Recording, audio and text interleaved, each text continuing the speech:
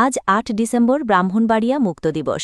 ১৯৭১ সালের এ দিন বিনা যুদ্ধে হানাদার মুক্ত হয় ব্রাহ্মণবাড়িয়া শহর ও সরাইল উপজেলা। সারা বাংলাদেশ ১৬ তারিখ মুক্ত হয়েছে, কিন্তু ৮ ডিসেম্বর ব্রাহ্মণবাড়িয়া মুক্ত হয়েছে।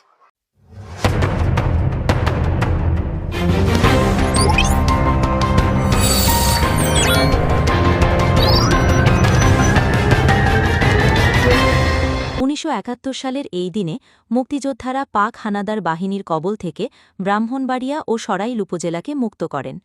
এদিন সকালে বিনা বাধায় মুক্তিবাহিনী ও মিত্রবাহিনী শহরে প্রবেশের মধ্য দিয়ে হানাদার মুক্ত হয় ব্রাহ্মণবাড়িয়া।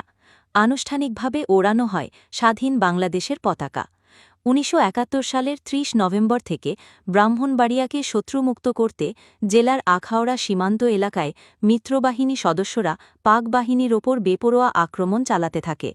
১ ডিসেম্বর আখাউড়া সীমান্ত এলাকায় ২০ পাকিস্তানি সৈন্য নিহত হয়। ৩ ডিসেম্বর আখাউড়ার আজমপুরে প্রচণ্ড যুদ্ধ হয়। সেখানে ১১ পাকিস্তানি সৈন্য নিহত হয়। শহীদ হন ৩ মুক্তিযোদ্ধা। এরই মধ্যে বিজয়নগর উপজেলার মেরাসানি, সিঙ্গার বিল, মুকুন্দপুর, হরসপুর, আখাউড়া উপজেলার আজমপুর, রাজাপুর এলাকা মুক্তিবাহিনীর দখলে চলে আসে। ৪ ডিসেম্বর পাক হানাদাররা পিছু হটতে থাকলে আখাউড়া অনেকটাই শত্রুমুক্ত হয়। এখানে রেলওয়ে স্টেশনের যুদ্ধে পাক বাহিনীর ২০০ শতাধিক সেনা হতাহত হয়। ৬ ডিসেম্বর আখাউড়া উপজেলাকে শত্রুমুক্ত করার পর মুক্তিবাহিনী ও ভারতীয় মিত্রবাহিনী ব্রাহ্মণবাড়িয়া শহরের দিকে দিকে অগ্রসর হতে থাকে।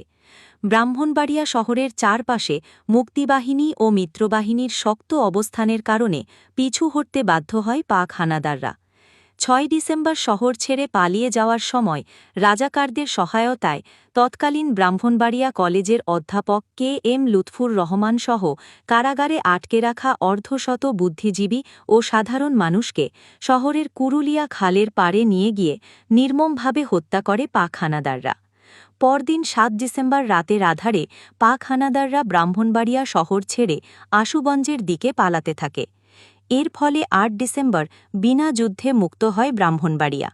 ওই দিন সকালে ব্রাহ্মণবাড়িয়া শহরের পুরাতন কাচারি ভবনের সামনে আনুষ্ঠানিকভাবে স্বাধীন বাংলাদেশের পতাকা উত্তোলন করেন মুক্তিযুদ্ধের পূর্বাঞ্চলীয় জোনের প্রধান জহুর আহমেদ চৌধুরী। একই দিনে শত্রুমুক্ত হওয়ায় সরাইল থানা চত্বরেও উত্তোলন করা হয় লাল সবুজ পতাকা।